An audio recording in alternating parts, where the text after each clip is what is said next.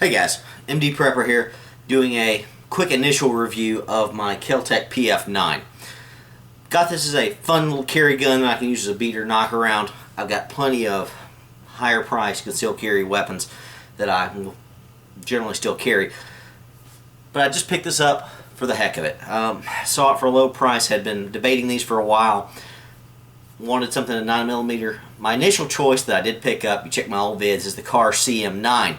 Still love that gun, but this one came in second in my list, and I found this recently at a gun show and just couldn't pass it up. Obviously this comes in the Duracoat finish that is the tan style. I've never had a Duracoated gun before, and I saw it and then I noticed the serial numbers on it, which I will not tell you, but as a physician it amused me. It amused me greatly as an MD. This was the display model they had, and I just had to buy it. I saw it and I said, I want one. And they said, okay, we'll get you one out of the box. I said, no, I want this one. And they said, well, why would you want the display model? It's been roughed up a little. I said, don't worry about it. So anyway, this one, just when I saw it, I knew I had to have the gun. So this one was meant to be mine. But anyway, the Kel Tec PF9, great little low cost carry gun like the rest of the Kel Tec line of smaller thin pistols. This is the thinnest 9mm out there. It's 0.88 inches in width there. Very narrow overall. Very, very nice for that. A little bit longer and a little bit taller in the height there than some of your other carry options out there. In general, this is probably one of your best options in price for something in the 9mm range for a carry gun. I can't think of anything smaller and slimmer and better carry for the price range. I love my Car CM9 better. I'm going to do some side-by-side comparisons with this at some point, although I know there are plenty of other reviews out there for the newer 9mm and such. So anyway, like this gun, will likely only be carrying this around the farm and the homestead just as a backup pistol to my Glock 20. Probably not going to be my primary, but just a fun gun to pick up. It was really more of an impulse purchase, which yeah, I've got plenty of those. So let's go down the stats of this thing. It's the PF9. Has a 7+1 magazine in it. There's the mag. The mag comes with a finger extension here that you can see right there, and comes with the flat grip on it, the flat base plate. Mine came with this on it. I've not changed it out because I like this better. A few safety sallies out there. It is of course empty. You just saw the mag was empty. My hand does not fully fit this pistol even with this grip on it. There you go. If you can see that right there, I get about a half a pinky there, maybe a little more than a half. I would think this would be a fantastic choice if you were a female shooter and didn't want a revolver. If you want some slimline, better round than a 38 or 32s or 380s, and slimmer grip and shorter frame, I think this would be a great carry gun to get a full grip on if you're a female with a smaller hand, or a guy with a smaller hand, whatever, nothing wrong with that. Other stats on this, it's 12.7 ounces unloaded without the mag in.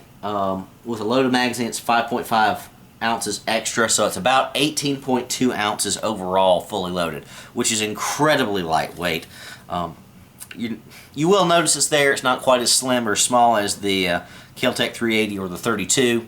Again, I'll be comparing this to that, those options rather, at some point. These are available in quite a few options and colors. Standard black, Duracoat colors come in the tan color, which I just thought was kind of classy. I just wanted it. Comes in a green. The green can be green slide, green grip, black, or grip, slide, and grip can be any combination of the greens. Can't remember all the other colors out there, but look around. If you wanted something a little custom colored, you can get that. Does have an accessory rail up here, okay? I don't know why that's there. I would not use an accessory rail on a gun this small. This is a pocket carry gun or in the waistband style gun. I don't really know if I need that accessory rail there. You could have it and use it if you want to. Maybe a laser sight. I really don't know if I need a flashlight on something this size, personally. Just my opinion. Another thing I noticed, I do have this little cheap, small Target Sports flashlight. I think it's tactical light. I think it's 135 or 160 lumens. I can't remember. But one thing I ran into is with this small of a gun, it doesn't fit. the trigger guard is just a little bit too thick right up in there to hold this thing. Looks like it's going to fit on. It doesn't. It will not lock in quite enough. You just can't push it back quite enough to get it to lock into place. Now, I could shave some off the back of this trigger guard up here, but I'm not going to do that. I'm not going to modify this gun to that extent. I think that's crazy for something like this. And there may be other options out there for this, but I just don't know if that's a great idea overall. Don't know if it's necessary. It does have great sights on it for most of your smaller, compared to your smaller pocket guns. 3-dot there. Hopefully you can see that. That's one more thing to snag coming out of your pocket, but good sights. Shoots fairly well, not as good as my Car CM9. Again, I may show comparison vids of that at some point as well, but shoots well enough. A little bit more snappy than my Car. A little more muzzle rise. Shoots a little bit high, but definitely dead on as far as your windage goes. Very well overall. It has a 5-pound trigger pull. Not the best trigger in the world, but certainly not the worst, especially compared to your standard double action revolver.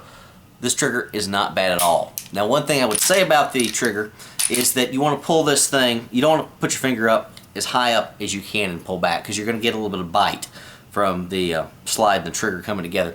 You want to put your finger slightly farther down and just pull there.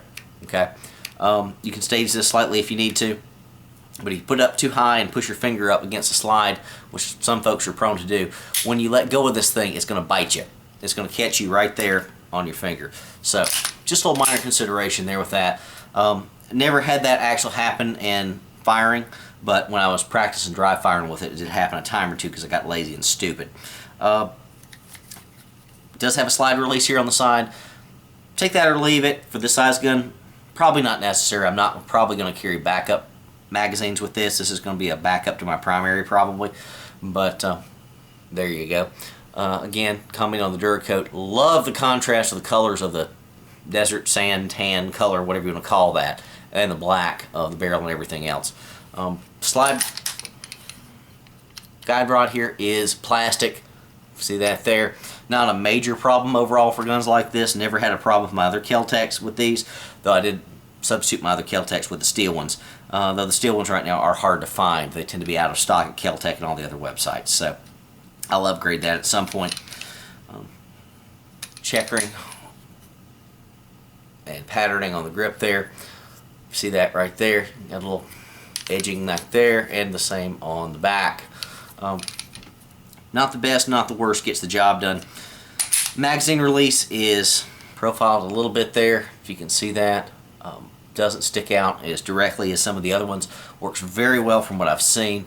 It's not going to snap loose in your pocket, anything like that. Like I say, 7+1, 8 rounds with a 5-pound trigger pull. This is definitely a match for any 38 special out there. Slightly better round, depending on what you fire in it, and more rounds in it. So, oh, and thinner, of course, obviously. Just another option out there, and I will be doing other videos. This was just giving my quick impressions. I did not give the rest of the stats on it. Let me go ahead and do that now before I wrap up. Barrel is 3.1 inches. Width, like I said, was 0.88. The height on this thing, overall, not including the little nub here on the finger extension, is 4.3 inches. The overall length is 5.85. And like I said before, this thing weighs in at about 18.2 ounces fully loaded. So for a 9mm, this is a great little choice for a pocket gun. Is it cheap? Well, I'd say it's expensive. The fit and quality of the Kel Tec line has come a long way from when I bought my Kel Tec 32 back in the day. The fit and finish of this gun is tremendously better than my little 32 when I first got it.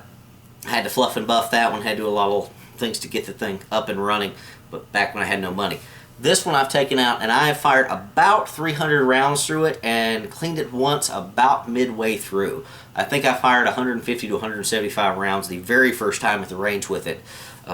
Absolutely no failures of fire, no real flyers with it, anything like that, no jams, nothing at all, really. It is fired perfectly so far. Like I said, a little snappier than my Car CM9, but that is to be expected with a gun that's a little bit lighter, and the bore axis, you know, to the sights a little bit higher, a little bit different there. Perfectly fine and functional for a concealed carry gun. The trigger pull could be better, but again, 5 pounds for a gun like this and this style of firearm, perfectly reasonable. Would definitely recommend this to somebody who is getting into concealed carry. Standard price on this for MSRP is somewhere in the $350 range. I think I paid, I believe it was $279 or $289. Paid a little extra for the Duracoat. I just wanted the extra price, the extra color there, and the price didn't bother me so much. I think it was $25 to $30 less without the custom colors. If you got the standard black or anything like that. So a lot of options there for this gun. Very pretty. You can actually buy different colored grips for a very low price. I think they were 35 bucks for a stripped, lower grip. If you want to change those out, something like that. So if you want to customize it for the price, you can do so. Again, the Desert Tan Duracoat. Just got it because I thought it was cool. Anyway, MD Prepper out.